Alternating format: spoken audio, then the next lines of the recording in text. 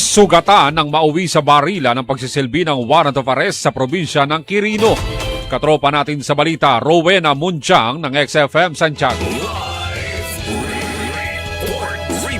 Isang wanted na individual ang naaresto matapos mauwi sa engkwentro ang pagsisilbi ng warrant of arrest sa Sitio Masog, Barangay Disimungal sa bayan ng Nagtipunan, Quirino. Kinilala ang suspek sa alias na Mario na naharap sa kasong other light threats sa ilalim ng Revised Penal Code. Ayon sa pulisya, magsisilbi sana ng mandamiento de aresto ang mga operatiba ng Nagtipunan Police Station, katuwang ang 2nd Quirino Provincial Mobile Force Company, nang umano'y paputukan sila ng suspek gamit ang improvised shotgun habang papalapit sa kanyang tirahan. Dahil sa insidente, nasugatan si Patrolman Jimboy Erang, 36 anyos. Agad namang gumanti ng putok ang mga pulis, ngunit nakatakas ang suspek kasama ang isa pang individual. Nabigyan ng paunang lunas ang sugatang pulis sa Barangay Hall ng Disimungal bago dinala sa Madela District Hospital at kalaunay inilipat sa Santiago Integrated Medical Center para sa karagdagang gamutan. Nagsagawa naman ng hot pursuit operation ang mga otoridad na nagresulta sa pagkakaaresto ng suspek sa Sitio Sangbay nitong kahapon ng umaga. Nang madakip, napag-alamang may tama ito ng bala sa kaliwang bahagi ng dibdib na pinaniniwala ang tinamo sa naganap na engkwentro.